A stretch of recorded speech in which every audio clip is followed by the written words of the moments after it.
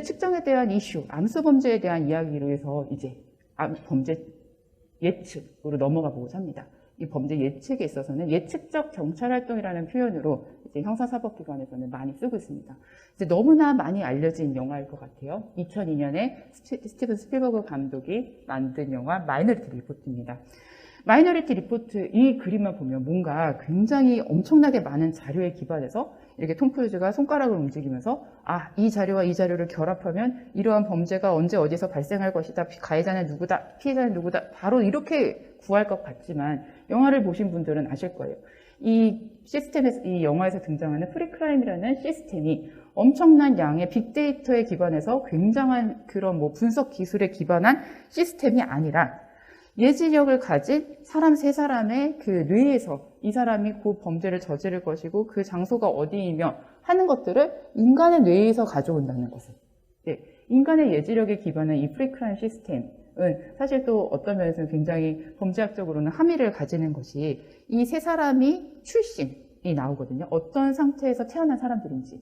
마약에 중독된 어머니가 사실은 이 아이를 낳지 않았어야 하는데 그 아이가 낳은 결과를 보니 이 아이들이 굉장한 예지력을 가지고 있었던 거죠. 미국의 경우에는 마약에 중독된 사람이 아이를 낳는다는 것을 점점 범죄화하는 경향이 있습니다. 임신 중인 상태에서 태아에 좋지 않은 영향을 미칠 것을 알면서도 마약이나 이런 약물 중독, 이런 서브스턴스 어뷰즈를 하는 상태에 있는 사람들은 과감하게 그 임신 상태를 중지하거나 아니면 그 아이가 태어난다 하더라도 국가가 적극적으로 개입해서 그 아이의 재활 치료를 담당하거나 그리고 그것을 알면서도 그렇게 부작용이 있을 것을 알면서도 약물 중독에 빠졌던 어머니를 처벌해야 한다라는 움직임이 있고 일부 이미 몇 개 주에서는 그런 그 제도가 법제화하는 제도가 마련되어 있는 상태인데요. 그런 약물 중독된 어머니에게서 태어난 자녀들이 예지력을 가진다는 것으로 그렇게 약물 중독 상태인 임산부를 처벌하는 미국의 그런 경향을 비판하고 있는 부분도 있는 영화입니다. 이 마이너리티 리포트가 그래서 사실은 이 여기서 나타나는 프리크라임이라는 범죄 예측 시스템이 엄청난 대용량 자료에 기반한 것은 아니었어요. 그런데 우리는 대용량 자료에 기반하여 범죄를 예측하고자 하는 시스템을 이야기할 때 이 마이너리티 리포트를 제일 먼저 떠올립니다. 2050년 우리나라에서 정말 이 마이너리티 리포트와 같은 상황이 발생할지는 모르지만 이 영화가 정말 많은 경찰과 같은 형사사법기관 종사자들에게 우리는 앞으로 언제 어디서 누가 범죄를 저지를 것인지를 예측할 수 있다라는 희망을 갖게 했어요. 범죄 예측에 대한 경찰을 비롯한 형사사법기관의 기대는 우리나라뿐만 아니라 각국에서 엄청나게 지금 존재하고 있는 상태입니다. 2018년에 이제 유명한 컨설팅 기업에서 각국 그리고 각 지역의 경찰 수장들을 대상으로 귀하가 속한 조직에서 범죄 예방을 함에 있어서 예측적인 분석 그리고 영상 분석, CCTV나 이런 IoT 기반 영상들, 이미지와 사진들에 기반해서 하는 데이터 분석이 앞으로 범죄 예방에 얼마나 역할을 할 것이라고 생각하십니까? 라고 물은 거예요. 하나만 답하게 했거든요. 우리는 이미 예측적인 데이터 분석, 영상 분석 시스템 사용하고 있습니다. 26.7%가 우리 이미 사용하고 있습니다. 라고 했고 앞으로 2년 내에 사용할 겁니다. 21.3%가 하고 있고요. 5년 내에 할 겁니다. 14.6%. 이런 시스템 자체를 모르겠는데요. 앞으로 우리 예측적 분석 시스템 이런 게 뭔가요? 모르겠다는 사람 19.3%밖에 존재하지 않아요. 2018년의 조사에서 이미 50%가 넘는 사람들이 최근 2년 내에 50%에 가까운 사람들이 최근 2년 내에 시스템을 사용하고 있거나 사용할 것이라고 굉장히 가까운 미래에 대해서 이야기했습니다. 지금 조사하면 훨씬 더 높은 수준이겠죠. 이만큼 경찰 지휘부나 그런 기관의 운영을 담당하고 있는 책임자들에서는 경찰 예측, 범죄 시스템 예측은 기관의 앞으로의 발전 방향이라고 상정하고 많은 총력을 기울이고 있는 테마라고 할 수 있습니다. 우리나라 역시 마찬가지입니다. 이건 제가 2019년에 우리나라의 상황에 대해서 이제 기고할 일이 있어서 작성해봤던 그림입니다. 공공 데이터 활용과 관련해서 이제 했었던 건데요. 공공 데이터를 일단 많이 활용해야 되죠. 통계청이 작성하고 있는 많은 공식 통계들 다 공공 데이터입니다. 내가 살고 있는 동네의 인구는 몇 명인지, 차량은 몇 대인지, 가구 수는 몇인지 하는 자료들이 모두 공공 데이터의 형태로 지금 우리에게 공개되어 있는 가운데 경찰은 이런 공공 데이터에 기반해서 경찰 자체적으로 가지고 있는 범죄 사건과 관련된 여러 가지 자료들을 결합하는 거죠. 그래서 지금 크게 이런 범죄 예측 시스템을 구축하고 있는 경찰의 기능을 두 가지로 나눠보면 수사 기능과 생활 안전 기능으로 나눠볼 수 있습니다. 오늘 이번 7월 1일부터 자치경찰제가 시행되면서 이 생활 안전 분야는 사실상 자치경찰 분야로 넘어가게 되었거든요. 물론 경찰청 안에서 생활안전 기능에 대한 전반적인 기능을 담당하고 있는 부서가 여전히 존재하고 있습니다만 사실 자치경찰이 점점 더 활성화되면 각 자치경찰 안에서 이 생활안전과 관련된 데이터들을 결합하고 생활안전 분야에서의 범죄를 예측하고자 하는 시도들을 각각 할 수 있는 거죠. 이제 중앙정부기관뿐만 아니라 지방자치단체에서도 범죄 예측 시스템 구축에 관심을 가질 수 있는 환경이 7월 1일 이후에 조성이 되어 있는 상태입니다.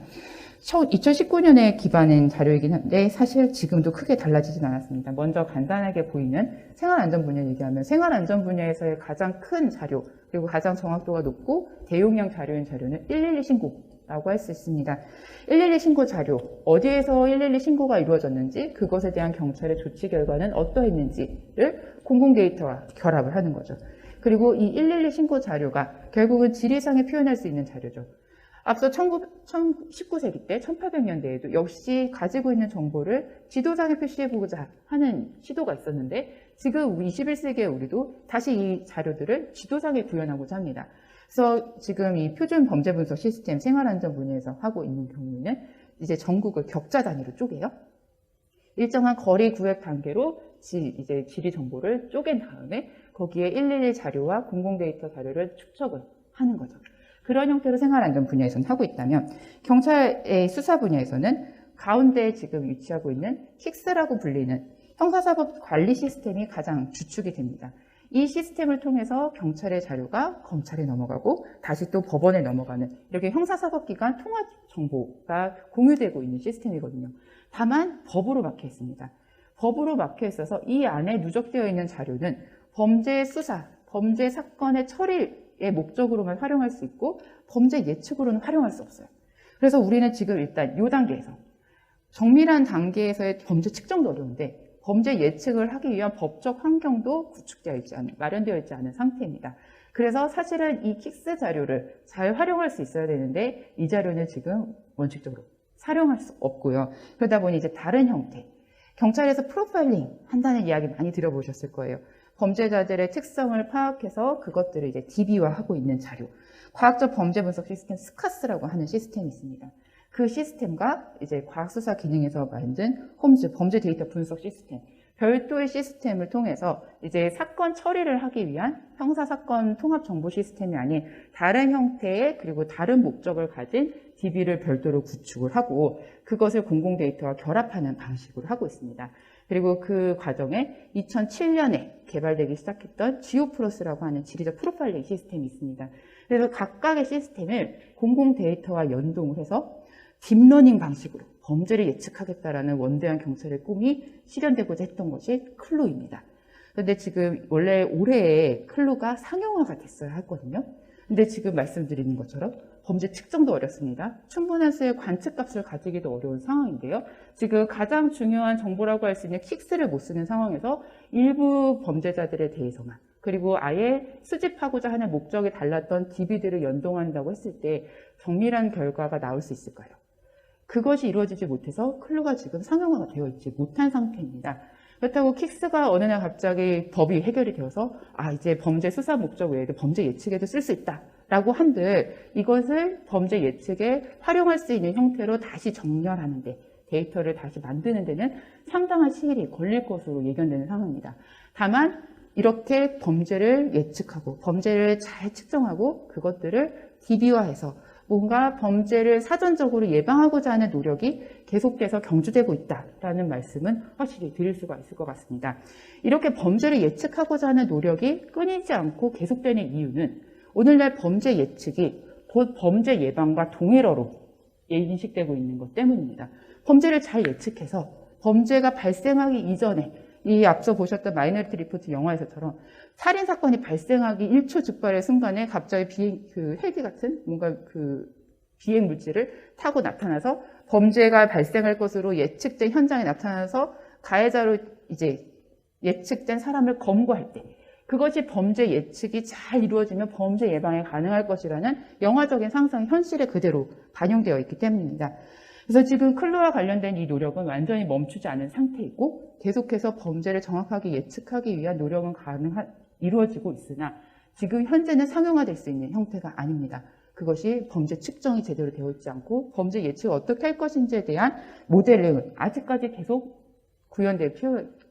탐구될 필요가 있기 때문입니다. 지금 그나마 가장 안정적으로 그리고 우리 사회에서도 이제 언론 기사 등을 통해서 많이 알려져 있는 프로그램이 지오프로스라고 하는 프로그램입니다. 2007년에 처음에 이 지오프로스가 개발됐을 때의 생각은 아주 단순했어요. 어느 범죄지에 대한 정보를 찾고 싶은데 매번 네이버 다음과 같은 포털에서 그 지역의 특성, 인구는 몇 명인지 가구는 몇 명인지 이런 기본적인 정보들을 찾기가 어렵잖아요.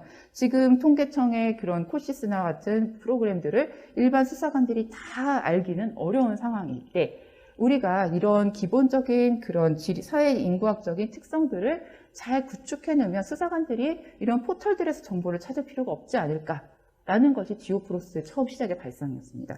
그러다 보니까 수집된 자료는 어떤 걸까요? 지금 지리 정보에 당연히 구현할 수밖에 없고요. 그래서 애초에 지리적 프로파일링 시스템의 약자를 따서 지오프로스라는 이름이 붙게 되었고 지금 처음에는 행정동 동 단위를 기준으로 해서 인구 몇 명, 가구 몇 명, 아파트 몇 대, 아파트 몇 채 이런 정보들을 누적해서 수집했습니다. 수집을 목적으로 잘 구축돼서 나중에 해당하는 지역에 대한 정보를 불러오는 것에 목적을 두었기 때문에 사실은 범죄 예측 시스템이라기보다는 잘 구축된 컬렉션에 가깝습니다. 그런데 사회적인 기대가 경찰이 정말 이제 범죄와 관련된 자료를 잘 수집해서 범죄가 발생하기 전에 미리 예측 대응해 주세요 라는 사회적인 기대가 있기 때문에 지오프로스를 점점 고도화해야 되겠다는 경찰 내부의 욕심도 생기게 되었고 그래서 행정동 단위로 처음에는 크게 설정되어 있던 구획을 앞서 표준 범죄 시스템처럼 격자 단위로 쪼개는 건 이미 처음 세팅에서부터 어려워졌고 이런 행정동 단위를 조금 더 작게 기초 단위 구역 이제 순찰하는 구획과 어느 정도 일치할 수 있고 우편번호 체계와 유사하거든요. 근데 이제 경찰 순찰 단위는 조금 더 다른데 경찰 순찰 단위로 더 작게 쪼개서 현재는 한 37만 개의 이제 치안 단위 구역으로 자료를 수집해서 잘 관리를 하고 있습니다. 그렇기 때문에 이 지리적 프로파일링 시스템은 해당하는 그 순찰 단위 구역에 대한 정보를 조회하고자 하는 목적에는 굉장히 충실할 수 있는데 그 지역에 몇 건의 범죄가 발생할 것인지를 예측해 주세요. 에 있어서는 명확한 답을 내기가 어려운 거죠. 물론 이 시스템을 토대로 해서 예측을 하려고 시도를 안 해본 건 아니었는데 이때 경찰이 가지고 있었던 범죄 예측에 대한 모델링 정도가 다중선여 회귀 분석 이 정도였기 때문에 정밀한 예측 결과를 내기는 어려웠습니다. 그래서 만약에 지리적 프로파일링 시스템을 가지고 예측을 했다라고 한다면 그 정확도에 대해서는 의문을 제기하는 것이 타당합니다. 그래서 지금 클루와 같은 다른 형태의 범죄 예측 시스템을 구축하고자 하는 시도가 있게 되었던 것이에요. 그럼 외국의 경우에는 어떻게 했을까? 외국의 경우에도 똑같이 지금 범죄 예측과 범죄 예방을 거의 동일시하는 맥락이 존재합니다. 가장 널리 알려진 범죄 예측 시스템은 프레드폴이라고 하는 예측적 경찰활동이라고 하는 이 영문 프레딕티브 폴리싱의 앞자를 따온 프로그램입니다. 보시는 것처럼 지금 이거는 샌프란시스코 경찰에서 썼던이라고 이제 말씀드려요. 썼던 그 화면에서 내가 이 지역, 지금 빨간색으로 네모 표시된 지역이 앞으로 범죄가 발생할 것이라고 예측되는 지역입니다. 그럼 이 지역의 환경을 내가 순찰을 나가고 범죄에 대해서 대응하기 이전에 확인해 볼 필요가 있겠죠. 이 현장 경찰관이 그 지역에 대해서 조회를 해보면 이렇게 구글 스트리트 뷰가 연동이 되어서 또는 CCTV 화면이 연동이 되어서 그 지역에 대한 정보를 미리 얻고 순찰을 할 수 있게 하는 겁니다. 이 프레드폴은 단순히 시스템으로만 이루어진 것이 아니라 이 시스템을 구축하는 데 있어서 범죄학자가 참여를 했습니다. 범죄 이론이라고 불리는 범죄학의 이론이 있어요. 범죄는 일정한 시간적, 공간적인 패턴을 가진다라는 브렌팅햄 부부의 이론인데요. 그 브렌팅햄 부부의 아들인 지금 UCLA에 있는 인류학과 교수인 브렌팅햄 교수가 이 프레드폴의 공동 창업자입니다. 자신의 부모님이 개발했던 범죄 패턴 이론에 기반해서 시공간적으로 일정한 범죄는 패턴을 가진다는 그 발견의 기초에서 프로그램을 만들었기 때문에 가장 널리 알려진 범죄 예측 시스템이 되었습니다. 그거에 그치지 않고 범죄를 예측을 해줬으면 그 예측에 따라서 얼마나 그 형사사법기관이 대응해야 한다라는 솔루션까지 제시해줬던 것이 프레드 폴이 가장 널리 확산되게 된 배경이었습니다. 지금 보시는 그림에서처럼 오른쪽에 지금 도세이지라고 있어요. 우리가 병이 걸렸을 때 약을 얼마나 먹어야 하는지, 주사를 얼마나 맞아야 하는지에 대한 그런 정보인 것처럼 지금 어떤 범죄가 이 지역에 언제 발생할 것으로 예측되기 때문에 몇 시에 몇 분 정도 순찰 인력을 투입하라라는 아주 구체적인 솔루션을 제시해줬던 것까지 이 하나의 프로그램에서 이루어지면서 프레드 폴이 굉장히 각광을 받았죠. 다음 화면에서 보시는 것처럼 아예 내가 순찰하고 있는 관할 담당 지역을 격자라고 하는 것이 이렇게 지금 보시는 것처럼 이렇게 가로 세로 줄로 일정한 구역별로 쪼개는 것을 격자라고 하는데요. 이제 프레드 폴은 해당하는 지역에서 우리 지역에 대한 범죄를 예측해 주세요라는 의뢰를 받게 되면, 기업의 형태니까요. 의뢰를 받게 되면 그 지역을 격자 단위로 쪼개고 많은 정보를 요구하지 않는다고 합니다. 언제 범죄가, 어떤 범죄가 언제 어디서 발생했는지에 대한 정보만 주면 우리는 그것을 우리가 가지고 있는 노하우에 입혀서 다음과 같은 격자 형태로 보여주고, 이건 범죄를 예측한 형태죠. 그리고 그것에 대해서 얼마나 순찰을 하면 되는지에 대한 총량도 보여주겠다라는 형태입니다. 그래서 지금 왼쪽에 보시는 그림 같은 경우에는 이제 순찰이 이루어져야 되는 곳, 지금 장비가 몇 개가 있고, 그리고 거기에 14시간 30분 정도가 투입될 필요가 있다. 그리고 260회 정도 방문. 이런 것들이 이 해당하는 정보에서 연동되도록 하고 있는 매력이 있습니다. 그러나 물론 프레드 폴은 지금 최근에 미국의 인종 프로파일링과 관련된 논란이 제기되면서 많은 경찰 기관에서 우리가 프레드 폴을 물론 사용하고 있었지만, 그리고 일부 도움을 받고도 했지만 더 이상은 사용하지 않는다라는 선언이 이어질 정도로 많은 비판의 지점에 있기도 했습니다. 프레드 폴이 가지고 있었던 첫 번째 이제 논란 지점은 투명성이에요. 이제 웹 개발하시는 분들은 잘 아시겠지만 이런 자신이 어떠한 명령어를 사용해서 이러한 결과를 도출했는지를 서로 공유하고, 그리고 그 공유한 결과를 기반으로 해서 더 나은 발전 결과에 이르게 되는 그러한 이제 문화가 형성이 되어 있는데, 프레드 폴 같은 경우에는 범죄 자료, 범죄가 언제 어떤 유형의 범죄가 어디서 발생했는지에 대한 정보만 수집한다라는 것만 알려주고 그 범죄를 예측하는 시스템에 대해서는 철저히 함구하고 있습니다. 기업 비밀이라고 생각할 수도 있지만 범죄 예측의 정확성에 끊임없이 의문을 제기해온 사람들은 그 프레드 폴의 논리를 이해할 수 없는 거죠. 정말 이 마이너리티 리포트처럼 인간의 예지력으로 하고 있는 것은 아닌가 하는 의문이 제기되는 것이 프레드 폴의 상황이고요. 두 번째로는 이렇게 예측되어 있는 결과들이 계속해서 특정 지역에만 집중이 되더라는 거죠. 백인이 살고 있고 중산층 이상이 살고 있는 지역보다는 이제 유색인종이 거주하고 사회적인 취약계층이 거주하는 지역에 집중적인 순찰이 배치됨으로써 아무래도 눈에 가시적으로 그런 환경들에 계속해서 순찰을 나가게 되는 경찰들이 일정 인종의, 일정 지역의 범죄만을 집중하고 있는 것이 아니냐라는 논쟁이 제기되면서 점차 프레드 폴의 이제 인기는 추락하고 있는 상황인데, 이러한 특정 이제 범죄 예측 시스템의 논란과는 별개로 많은 기업들은 여전히 범죄 예측 시스템을 개발하고 고도화하고자 하는 노력을 멈추지 않고 있습니다.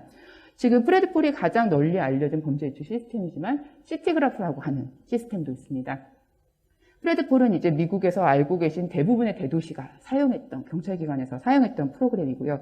이 시티그래프라고 하는 프로그램은 시카고를 기반으로 개발되었던 프로그램입니다. 이 사진을 가져온 이유는 이 아래 여러 개의 DB가 하나의 시티그래프라고 하는 범죄 예측 시스템에 투입이 되어서, 그리고 이 에저라고 하는 클라우드 시스템, MS에서 개발한 클라우드 시스템으로 연동까지 되어서 수시로 경찰관들이 순찰하는 과정에서도 이 클라우드 시스템에서 예측 결과를 불러들여서 활용할 수 있도록 구축했다는 것을 보여드리기 위한 거예요. 그 중에 하나는 이제 연동되는 시스템 중에 하나는 이제 미국 같은 경우에 총기 사고가 워낙 빈발하니까 총격 소리가 나면 이거는 몇 층 정도의 높이에서 어느 총기에 의해서 몇 발이 발사됐다 라는 것까지 정보를 파악할 수 있는 이제 시스템이 구축되어 있는데, 그런 것들을 인지하기 위해서는 빌딩의 옥상에 IoT, 이런 음성 센서를 다 부착한 환경이어야 하죠. 그런 것들이 구축이 잘 되어 있는 곳에서는 이런 시티그래프라는 시스템을 도입한다면 범죄를 잘 예측할 수 있을 것이다라는 구상이 이 그림 한 장에 담겨 있는 겁니다. 지금 이 스캐너 같은 이게 총격 소리를 인지하는 시스템에 대한 설명을 드리면서 IoT가 이런 IoT 센서가 건물 옥상마다 부착되는 환경이어야 한다라는 말씀을 드렸는데요. 그것이 바로 이 범죄 예측 시스템과 스마트 시티라고 하는 앞으로 도시 계획이 어떤 방향으로 흘러가야 하는가에 대한 이상과 맞물리는 지점입니다. 범죄를 정밀하게 예측하기 위해서는 지금 그 옛날 캐틀레가 이야기했던 것처럼 충분한 수의 관측수가 있어야 되는데 그 충분한 수의 관측수에는 범죄 건수뿐만 아니라 범죄 예측의 발생 원인이 되는 다양한 변인들도 포함되겠죠. 많은 자료들을 모으기 위해서는 곳곳에 그러한 상황을 담고 있는 CCTV, 카메라, IoT 센서들이 필요할 것이고 이러한 것들을 가장 빠른 속도로 도시 환경 곳곳에 설치하는 방식이 스마트 시티가 되고 있습니다. 시티그래프라고 하는 저런 구상이 가능했던 것이 시카고라고 하는 이 미국의 도시에서 크라임랩, 사실은 이 크라임랩도 도시의 환경을 하나의 랩과 같은 실험실과 같은 형태로 상정을 하고 이런 도시라는 실험실에서 어떠한 사회 문제들이 발생하는가 그리고 사회 문제 중에 하나의 대표적인 범죄는 어떻게 발생하고 앞으로 측정할 것이며 예측이 될 수 있는가로 나아갈 수 있다는 구상으로 이어진 겁니다. 그래서 지금 보시는 화면은 시카고의 그런 도시 환경을 실험실로 세팅하고 어반랩이라고 하는 이 어반랩의 하위 레벨로서 크라임랩, 범죄를 앞으로 어떻게 측정할 것이며 예측할 것인가에 대한 구상을 보여주는 홈페이지 화면입니다. 그런데 범죄를 예측하고자 하는 한 목적성, 그리고 범죄를 잘 측정하고자 하는 노력도 다 인정된다고 합니다. 그렇지만 그것이 너무나 고도화되면 지금 보시는 형태처럼 다음과 같은 전망이 가능하겠죠. 범죄를 사전에 예측하고 예방하기 위해서 우리가 모든 사람의 인적 정보를 수집하게 되면 CCTV 자료에 지금 보시는 것처럼 통행하는 사람들에 대한 키, 나이, 연령 그리고 이런 이름과 같은 정보가 뜨는 중국과 같은 환경이 충분히 가능할 수 있는 것이죠. 그래서 지금 우리가 스마트 시티의 이런 플랫폼에 기반해서 범죄를 예측하고자 하는 시스템을 고도화하는 노력 모두 훌륭하고 앞으로도 계속해서 추구할 방향이겠지만 어느 정도에까지 우리가 정보를 누적해서 수집할 것인가 그것을 어느 정도까지 범죄 예측에 활용할 것인가에 대해서는 조금 더 많은 관심과 고민이 필요할 것이라고 생각이 됩니다. 그래서 다음과 같이 통계와 범죄와 관련된 이제 두 가지 문구를 가지고 한번 마무리를 지어보고자 합니다. 미국의 20대 대통령이 이제 제임스 가필드는 1882년이에요. 당시 이런 말을 했습니다. 통계는 과학의 도구인데 기근과 전염병, 무지와 범죄, 질병과 죽음이란 어두운 질문에 지대한 광명을 줍니다. 그런데 조지 오웰은 1984 이 소설에서 1949년에 작성된 이 소설에서 다음과 같은 이야기를 했습니다. 굉장한 통계 수치가 텔레스크린에서 계속 쏟아져 나왔다. 작년에 비해 식량, 의복, 주택, 가구, 취사도구, 연료, 선박, 헬리콥터, 서적, 유아 등 우리의 일상생활에서 중요하다고 생각되는 많은 항목들에 대한 통계 수치가 다 증가했습니다. 그런데 그 상태 그대로이거나 줄어든 것은 질병과 범죄와 정신병이었다. 질병과 범죄와 정신병은 이 지금 텔레스크린을 쓰고 있는 이 정부에서 집중적으로 관리하고 있는 수치였기 때문에 그대로이거나 줄어들었는데요. 우리가 이 줄어든 결과를 정말 잘 측정된 결과이다 라고만 생각할 수 있는 것인가? 범죄에 대해서 어느 정도 통계가 잘 작성될 것인가에 대해서 이 양자 중에 우리는 어느 것을 취해야 할까요? 범죄 측정이 잘 되기 위해서 충분한 값의 관측값, 충분한 수의 관측값을 갖기 위해서는 단순히 범죄학을 하는 사람들 그리고 형사사법기관에 종사하는 사람들 이상의 사회적인 관심이 필요한 부분은 확실합니다. 앞서 성범죄와 관련된 이야기를 드렸는데 우리나라 2014년부터 성범죄와 관련된 범죄 건수가 굉장히 큰 폭으로 증가했습니다. 5대 강력범죄는 모두 감소하고 있는 나머지 범죄는 감소하고 있는 가운데 오로지 성범죄만 증가했거든요. 그것을 보면 사람들이 우리나라는 성범죄가 증가하고 있는 성범죄 상황이 심각한 국가이다라고 쉽게 생각하기 쉬워요. 물론 성범죄가 심각한 건 맞는데요. 사실 2014년부터 성범죄가 증가하게 된 맥락은 다른 데서 찾아볼 필요가 있습니다. 2013년에 우리나라에서 성범죄에 대한 반의사 불벌죄라고 하는 피해자의 의사에 반해서는 공소를 제기할 수 없다고 하는 이 반의사 불벌죄와 관련된 조항이 삭제가 됐어요. 지금 몇 번의 필터를 거쳐서 이 최종적인 공식 범죄 통계에 이르게 됩니다라고 말씀을 드렸는데 성범죄의 경우에 있어서는 피해자가 경찰에 신고하러 가는 것까지도 용기가 필요했는데 그 다음 단계 피해자가 그 중간 과정에서 가해자가 처벌받는 것은 바라지 않아요 라고 이야기하는 순간 그런 죄가 안 됨 해서 통계에서도 제외되었던 거죠. 그런데 그 조항이 폐지되면서 갑자기 수면 아래에 있는 것 같이 느껴졌던 성범죄가 수면 위로 올라오는 상황이 되었습니다. 우리 사회가 그렇게 조금의 제도를 바꾸고 사회적인 관심을 갖게 되면 통계가 작성되는 결과가 달라지고 측정되는 결과가 달라질 수 있어요. 그러면 예전에 반의사불벌죄 이전에 가지고 있었던 그 수를 가지고 예측한 성범죄의 발생 예측치는 정확하지 않겠죠. 그런 것들이 우리가 사회적인 관심을 어느 정도 기울이느냐에 따라서 범죄와 관련된 통계가 달라지는 결과가 됩니다. 그렇지만 그 결과가 관심이 너무나 지대하게 될 경우에는 아래 조지 오웰이 예견한 것과 같은 극단적인 상황, 그리고 범죄가 감소했음을 기뻐하고 축하해야 하는데 정말 그 범죄가 감소했다는 것을 믿을 수 있을까 하는 상황에 이르게 될 수도 있다는 생각을 해봅니다. 그래서 범죄와 통계는 시작이 같았고 처음에 함께 고도화하는 출발점이 공유하는 여러 가지 의식들이 유사했습니다. 앞으로도 범죄와 통계는 매우 밀접한 관련을 가지고 이어질 것이라고 생각합니다. 그렇지만 이 통계에 대한 관심이 범죄라는 결국 다른 도메인에 접목되었을 때 어떤 점들이 유의해야 될지는 우리가 조금 더 고민을 해볼 필요가 있다는 생각에서 이러한 이야기를 드리면서 마무리하고자 합니다. 네, 1시간이 넘는 강의를 이렇게 경청해 주셔서 감사드립니다.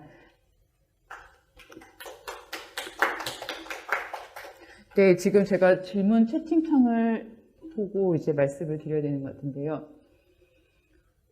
질문 주신 것을 보면 의사 심리 전문가가 진단 시에 환자의 과거 또는 현재 학대, 폭력, 방임 등의 재산 과거력 관련 코드, 예를 들면 ICD-10 코드를 입력하는 것만으로도 이것이 척기 자료에 자동적으로 취합이 되는 건가요?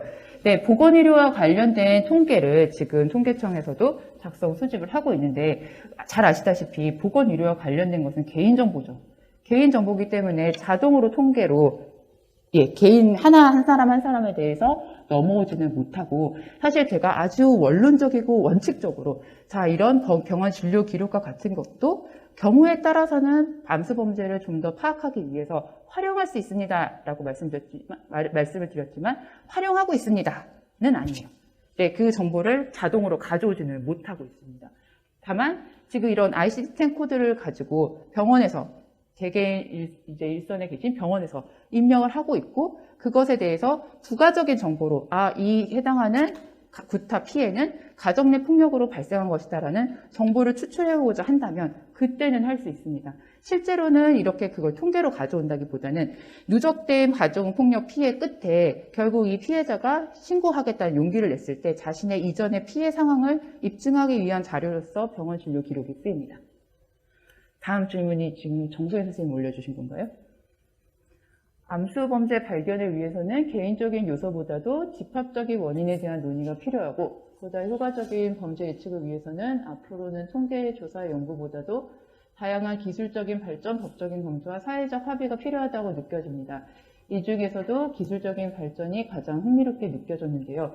국내에도 프레드풀처럼 사기업에서 범죄 기술적으로 개입하고 있는 경우가 있나요? 네, 그러니까 지금 우리나라 범죄에 생각하면 많은 사람들이 그 범죄자의 특성, 그 왜 범죄를 왜 저질렀는가라는 심리적인 특성에 이제 주목하는 경우가 많이 있다 보니까 통계적인 관심이 이제 상대적으로 부족하다는 말씀을 드렸는데 기업의 차원에서는 이것이 앞으로 많은 세계적인 기업들이 하고 있고 그리고 국제적으로 참여하고 있는 기업들은 우리가 다 이름만 들으면 알 것 같은 굉장히 유명한 기업들이 많이 있습니다. 그러다 보니까 우리나라 기업들도 많이 관심을 가지고 있는데요.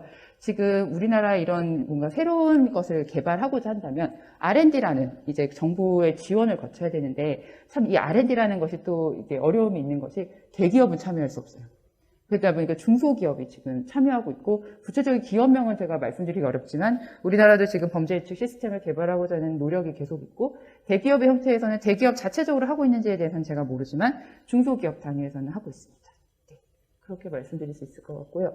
지금 권남희 선생님 주신 거 보면 범죄 예측과 클루 등에 대한 유익한 강의 잘 들었습니다. 감사합니다. 질문이 있는데 범죄가 일어날 것으로 예상되는 장소나 지역에 대한 정보를 일반인도 찾아볼 수 있나요? 우리나라에도 그런 사이트가 있다면 사이트 이름이 궁금합니다.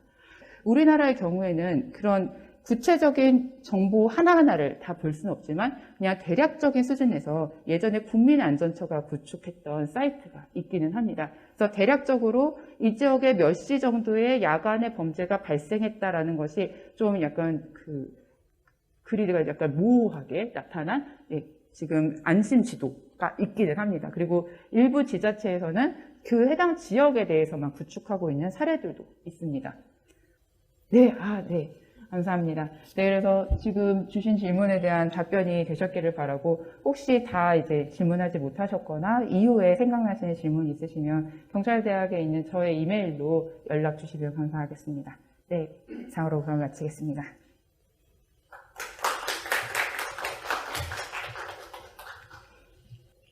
네, 이어서 저희가 채팅방에 이제 오늘 강연에 대한 설문지 조사를 링크를 올려드릴 예정이고요. 이 링크에 응답하신 분들 중에 저희가 10명 정도를 뽑아서 소정의 상품을 지급해 드릴 예정이오니 설문지에 꼭 응해 주셨으면 좋겠습니다. 그럼 이상으로 찾아가는 통계 세미나 제2회차 여기서 마치겠습니다. 시청해 주셔서 감사합니다.